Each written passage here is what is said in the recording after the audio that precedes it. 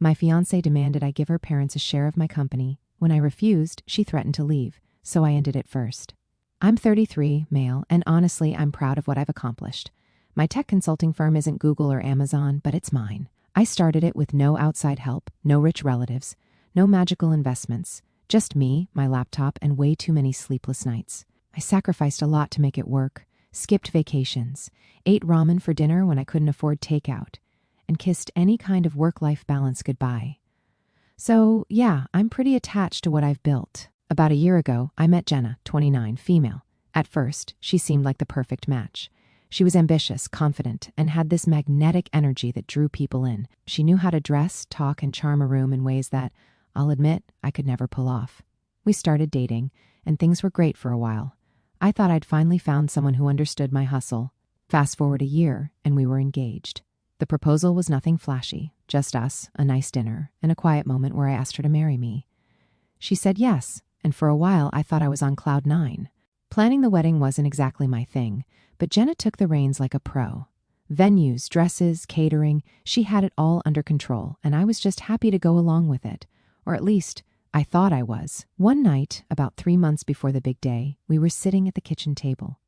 Jenna had her laptop open, scrolling through Pinterest boards of flower arrangements or something. I was half paying attention, sipping my coffee, and pretending to care about the difference between peonies and roses. Then, out of nowhere, she hit me with it. "Babe," she said in that tone that meant she wanted something, "we need to talk about my parents." I raised an eyebrow. "Okay, what about them?" She smiled, all sweet and casual. "Don't you think we should do something special to thank them for everything they've done for us?" I blinked. "Didn't we just take them on that weekend trip to Napa? And I bought your dad that expensive watch he wanted. What else are you thinking?" She set her laptop down and leaned across the table, like she was about to share a brilliant idea. "I was thinking maybe you could give them a stake in your business." For a second, I thought I'd misheard her. "Wait, what?" "A small stake," she clarified, as if that made it any better, just as a gesture of gratitude. They've always wanted to be part of something successful, and this would mean so much to them. I stared at her, trying to process the sheer audacity of what she'd just said. "You want me to give your parents a share of my company as a gift?" "Yes," she said, smiling like this was a totally normal thing to ask. "It's a sign of trust and respect. They've done so much for me. This would show that you appreciate them too." I couldn't believe it. I actually laughed, thinking she had to be joking. "Jenna, I built this company from nothing. Your parents had no part in it. Why would I give them a share?" Her smile faltered, and she gave me this look, like I was being unreasonable. "Because they're family. My family is going to be your family soon. This isn't just about business. It's about building connections and showing that you value them." I put down my coffee, suddenly wide awake. "Jenna, I don't think you understand how businesses work. Giving someone a stake in my company isn't a casual thing. It's not like handing out party favors. This is my livelihood." She sighed, like I was the one being difficult. "You're overthinking it. It's just a symbolic gesture. They're not going to take over or anything." I rubbed my temples, trying to stay calm. "Jenna, this isn't symbolic. It's legal. Your parents didn't help me build this company, and they didn't invest in it. Why would I hand them part of it?" Her tone shifted then, becoming sharper. "Because they're my parents, Aaron. Without them, I wouldn't even be here." "Don't you think they deserve something in return?" I couldn't believe what I was hearing. They deserve respect, sure, but respect doesn't mean giving away something I've worked my ass off for. The conversation ended there for the night at least, but as I lay in bed later, staring at the ceiling, I couldn't shake the feeling that this was just the beginning of something bigger. Jenna's request wasn't just weird, it was entitled, and the fact that she thought it was reasonable, that was a massive red flag. Looking back, I should have seen it coming. Jenna had always been a little extravagant. She grew up in a family where money wasn't exactly tight, and she had this habit of expecting the best without questioning where it came from. I'd always thought it was harmless, but now it felt like she was treating my business, my life's work, as some kind of bargaining chip. The day after Jenna's little suggestion, I woke up hoping she'd slept it off. Maybe she'd had a momentary lapse in judgment. People say dumb things when they're caught up in emotions, right? I figured she'd realize how absurd the idea was, and we'd move on. I couldn't have been more wrong. That morning, I made us coffee like usual, and for a minute, everything felt normal. She kissed me on the cheek, thanked me for the coffee, and started scrolling on her phone while I read emails on my laptop. I actually thought maybe I'd overreacted. Maybe she'd let it go. But then, like clockwork, she brought it up again. "Babe," she said, putting down her phone, "I was thinking more about what we talked about last night." My stomach dropped. What we talked about last night could only mean one thing. Jenna, I started, already exhausted. We don't need to rehash this. I thought we were done with that conversation. She gave me this practiced smile, the kind she usually saved for convincing me to go to overpriced brunch spots. I just think you're not seeing the bigger picture here. This isn't about the money or control. It's about showing my parents that you value them as much as I do. I closed my laptop, realizing I wasn't getting out of this conversation. Jenna, I respect your parents, I really do, but giving them a stake in my company isn't a bigger picture. It's a legal and financial nightmare. I leaned back in my chair, trying to stay calm. Once someone owns a stake in a business, it's theirs. It doesn't matter if they're involved or not. And no offense, but your parents don't know the first thing about running a tech company. She waved her hand dismissively. They don't need to know. It's not about running anything, it's about them feeling appreciated. I stared at her, trying to figure out if she was serious. She was dead serious. The rest of the day, the conversation replayed in my head. I couldn't focus on work because I kept thinking, is this what the rest of my life is going to be like? Constant guilt trips over unreasonable demands? That night, it got worse. We were sitting on the couch watching TV. Suddenly, she turned to me and said, "You know, if my parents had a stake in the company, it could really benefit you too." I hit pause on the show. "What are you talking about now?" "They're really well connected," she said, flipping her hair like she was pitching me a business deal. "My dad knows tons of people in real estate, and my mom's in a few women's entrepreneur groups. They could help bring in more clients." I rubbed my temples. "Jenna, my business doesn't need your parents' help. I've been growing it just fine without them." "But think about the potential," she said, her voice getting more excited. "With their connections, you could scale faster. This isn't just for them, it's for us, for our future." And there it was. She'd shifted tactics. The demand wasn't just about pleasing her parents anymore. Now it was about our future. "Jenna," I said slowly, "if this is about our future, then you should be supporting the business I've already built, not trying to hand pieces of it to your parents." She frowned, clearly not liking where this was going. "I am supporting you. I just think you're being short-sighted. My parents are excited about us getting married, and this would make them feel like they're part of something meaningful." It wasn't excitement. It was entitlement, plain and simple. But I didn't want to blow up at her. Not yet, anyway. "Look," I said, "I respect that your parents are important to you, but that's crossing a line." Her frown deepened, and for the first time, I saw something in her expression that made me uneasy. She wasn't just upset, she was calculating. The next day, things took a turn I didn't see coming. Jenna had apparently decided to recruit back up. Her mom called me while I was at work. "Hi, Erin," her mom said in this overly cheerful voice that immediately put me on edge. "I just wanted to thank you for being so thoughtful about including us in the business. Jenna mentioned your idea, and we're so touched. I nearly dropped my phone."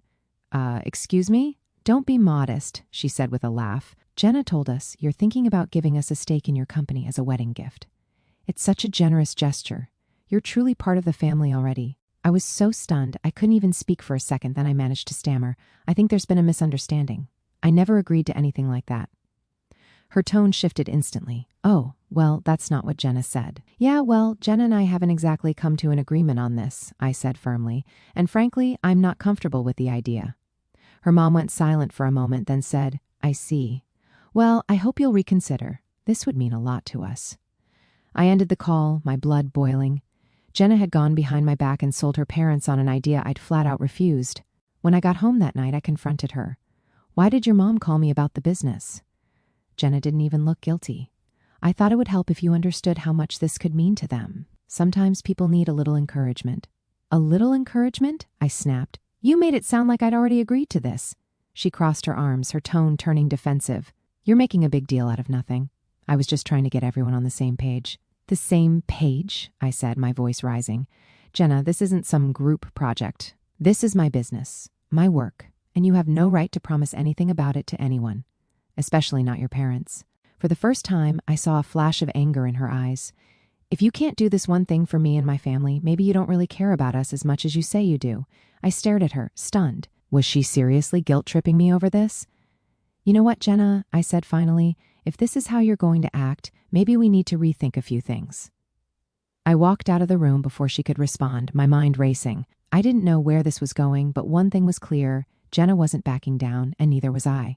I thought Jenna's antics had reached their peak already, but I was wrong. That was just the warm-up act. What came next turned this whole situation from annoying to straight-up toxic. The next morning, I called my best friend, Dave. If anyone could give me an honest take, it was him. When I explained the situation, he let out a long whistle. Dude, this is bad. Like run for the hills bad. Yeah, no kidding, I muttered. Let me get this straight, he said. She's basically threatening to end things unless you hand over part of your business to her parents? Pretty much, I said. And she doesn't see why that's insane? Nope. Dave let out a laugh, the kind that's more disbelief than humor. Man, I don't know what to tell you. This isn't normal, like, at all. If she's this entitled now, imagine what she'd be like when you're married. You sure you want to go through with this? That was the question, wasn't it? For the first time, I wasn't sure of the answer. That evening, Jenna hit me with the ultimatum. We were sitting in the living room, barely speaking, when she suddenly said, So, have you made your decision? Decision about what? I asked, even though I already knew. The shares? She said bluntly. Are you going to do it or not? I looked her dead in the eye. No, Jenna, I'm not. She leaned back, crossing her arms. Then maybe this relationship isn't going to work. For a moment, I just stared at her, trying to figure out if she was bluffing. But her expression told me she wasn't. Maybe it's not, I said finally. Her eyes widened, like she hadn't expected me to call her out. You're seriously willing to throw everything away over this? I could ask you the same thing, I said. You're the one making unreasonable demands and threatening to walk away when you don't get your way. What kind of foundation is that for a marriage? She didn't answer. Instead, she stood up and walked out of the room. As I sat there in the silence, I realized something. This wasn't just a fight, this was a turning point. And no matter how it ended, things were never going to be the same. After Jenna's ultimatum, I spent the next day walking around in a fog. My mind was spinning. I couldn't concentrate on work, and I kept replaying our argument over and over again. I knew something had to change, but I wasn't sure what. Should I fight harder to make her understand, try to compromise somehow, or was this whole relationship doomed? Then I remembered my lawyer, Olivia. She wasn't just a legal expert. She was a friend who had been through some messy situations herself. If anyone could give me solid advice, it was her. I called Olivia and told her I needed to talk. She didn't even hesitate. Come by my office this afternoon, she said. We'll figure it out.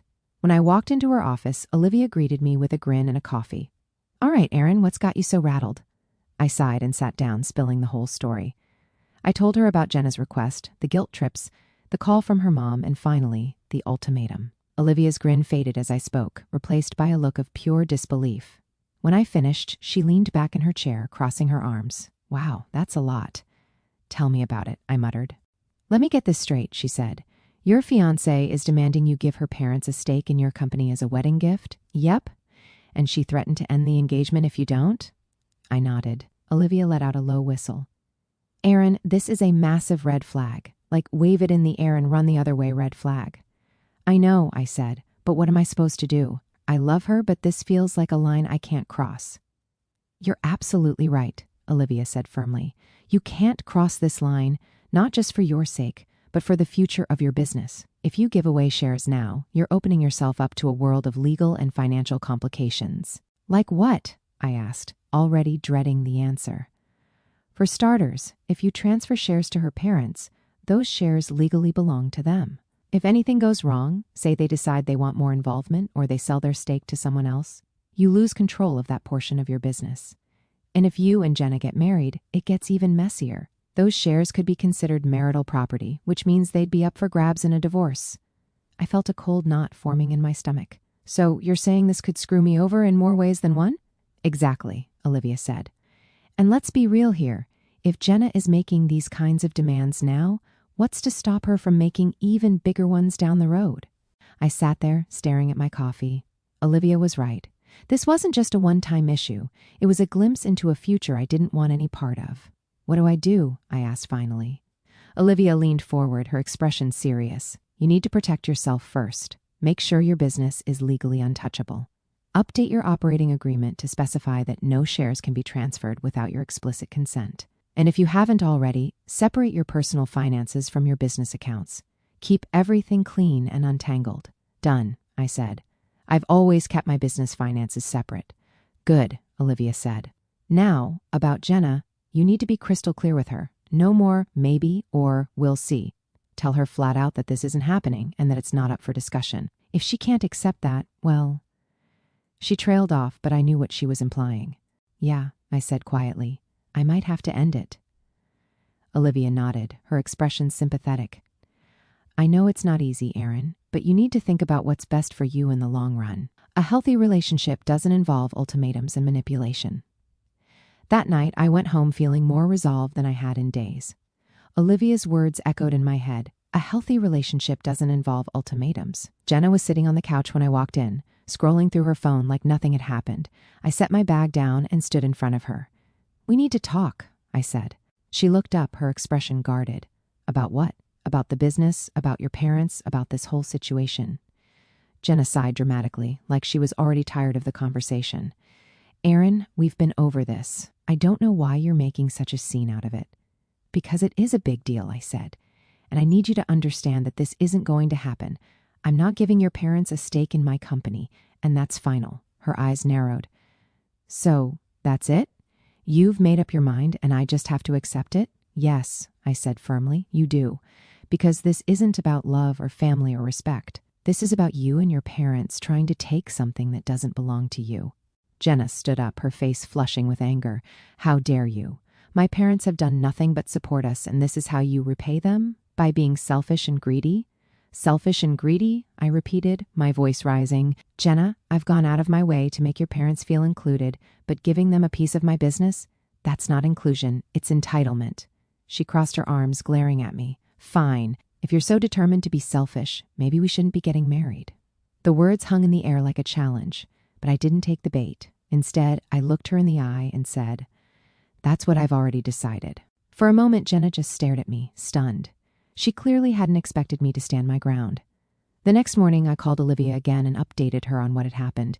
"You did the right thing," she said, "but be prepared for more fallout. If Jenna's this entitled now, she's not going to back down without a fight."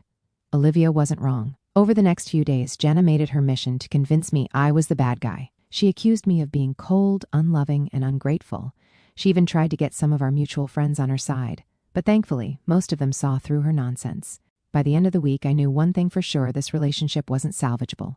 Jenna had shown me who she really was, and I couldn't unsee it. By the time Jenna and I sat down to talk again, I was done playing nice. I'd gone through every emotion: confusion, frustration, disappointment, and I'd finally hit my breaking point. She thought I'd cave. She thought her guilt trips, manipulation, and threats would wear me down. But she underestimated one thing: I'm not the kind of guy who gives in to ultimatums.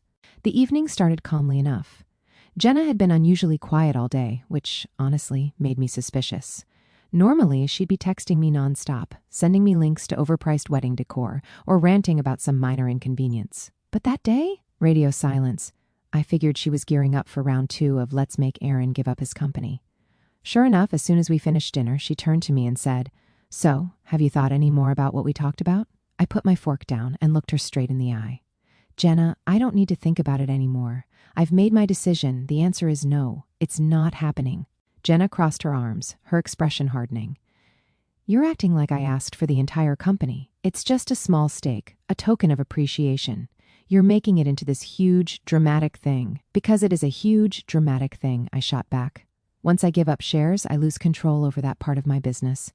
Your parents could sell their stake, meddle in decisions, or worse. And if we get married, those shares could end up tangled in a divorce settlement. This isn't just about appreciation. It's about protecting what I've worked my ass off to build." Her lips pressed into a thin line. "If you're so worried about protecting your precious business, maybe you shouldn't be getting married at all." The room went silent for a moment. We just stared at each other, the tension so thick you could cut it with a knife. "You know what, Jenna?" I said finally, my voice calm but firm. "Maybe you're right. Maybe I shouldn't be getting married to you." She glared at me, her chest rising and falling as she struggled to find something to say. Finally, she hissed, "You'll regret this. My parents will think you're a greedy, ungrateful asshole, and so will everyone else." I laughed bitterly. "Go ahead and tell them. Hell, tell the whole world. I've got nothing to hide. But don't forget, I've got the receipts, every text, every conversation, every little attempt to guilt trip me into this." "You really want to play that game?" Her face went pale, and for the first time, she looked genuinely rattled. "You recorded me?" "I didn't plan to," I said. "But after that stunt with your mom calling me, I figured I needed to protect myself. So, yeah, I've got evidence. And if you try to spin this story, I won't hesitate to set the record straight." She opened her mouth to argue but closed it again, clearly realizing she was backed into a corner. Without another word, she grabbed her purse and stormed out of the house. The next few days were chaotic. Jenna called me multiple times, alternating between angry rants and tearful pleas. At first, I ignored her, but eventually, I picked up one of her calls, figuring I might as well hear her out. "Erin," she said, her voice trembling, "I'm sorry. I was under a lot of pressure from my parents. They've been pushing me to make sure our marriage is secure, and I guess I let that get to me." "That's not an excuse, Jenna," I said bluntly. "You didn't just let your parents pressure you. You tried to pressure me. You didn't care how it made me feel, and you didn't stop to think about the consequences." "I know," she said, sniffling, "but I didn't mean to hurt you. I love you. I just wanted to make my family happy." "If you loved me," I said, my voice steady, "you wouldn't have tried to manipulate me into doing something that goes against everything I've worked for. Love isn't about making someone sacrifice their dreams to appease your parents." She started crying again, but I didn't stick around to listen. I hung up and blocked her number. In the days that followed, Jenna tried every tactic she could think of. She called my parents, my friends, even a few of my business contacts, trying to paint me as the villain. The first wave of fallout came from Jenna's parents, unsurprisingly. They weren't happy.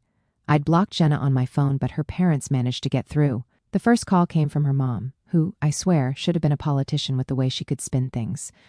"Hi, Erin," she started in this overly sweet tone. "I just wanted to touch base and clear up any misunderstandings. I'm sure Jenna didn't mean to upset you. I didn't even try to play along." "There's no misunderstanding, Mrs. Carter. Jenna tried to pressure me into giving you and your husband a stake in my business, and when I said no, she threatened to end the engagement." "That's pretty clear." There was a pause, and then she said, "Well, maybe she just didn't explain it properly. You know how passionate she can get.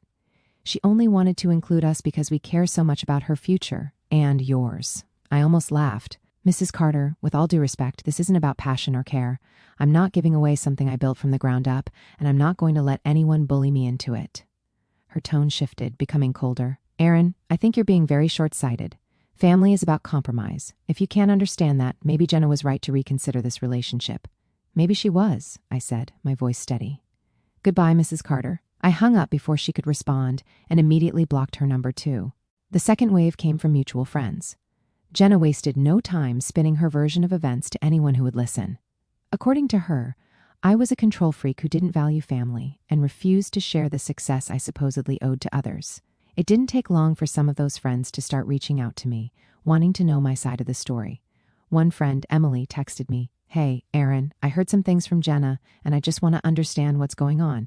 Did you really call off the engagement because she wanted to involve her parents in your business?" I sighed and decided to nip this in the bud. I texted back, "Emily, here's the short version. Jenna demanded I give her parents a stake in my company as a wedding gift. When I refused, she threatened to end the engagement. I wasn't about to be manipulated like that, so I walked away. I have proof if you want to see it." To her credit, Emily replied quickly, "Wow, that's not the version I heard. Thanks for explaining. I'm sorry you're dealing with this." That was the pattern with most people. They'd reach out after hearing Jenna's twisted narrative, but once I shared my side, and sometimes a screenshot or two, they realized the truth. A few people stayed neutral, which was fine with me, but most were supportive.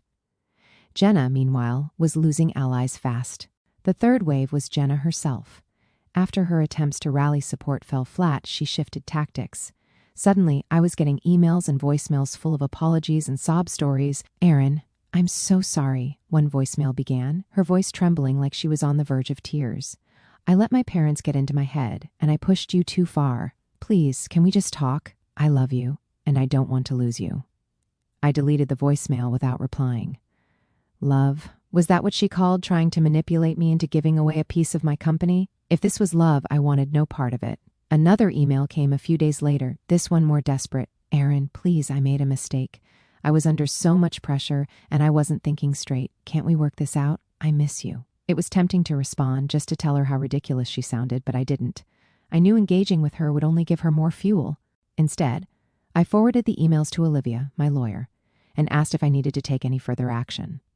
Olivia assured me that as long as Jenna wasn't harassing me or trying to interfere with my business, I was fine to ignore her. By the end of the first week, things started to quiet down. The calls and messages stopped, and I didn't hear from Jenna or her parents again. I thought maybe I'd finally turned a corner until one of my employees brought something to my attention. "Hey, Erin," she said, pulling me aside after a team meeting. "I don't know if you've seen this, but there's a post about you on Facebook. It's from someone named Jenna Carter. She's saying some pretty harsh stuff." My stomach sank. "What kind of stuff?"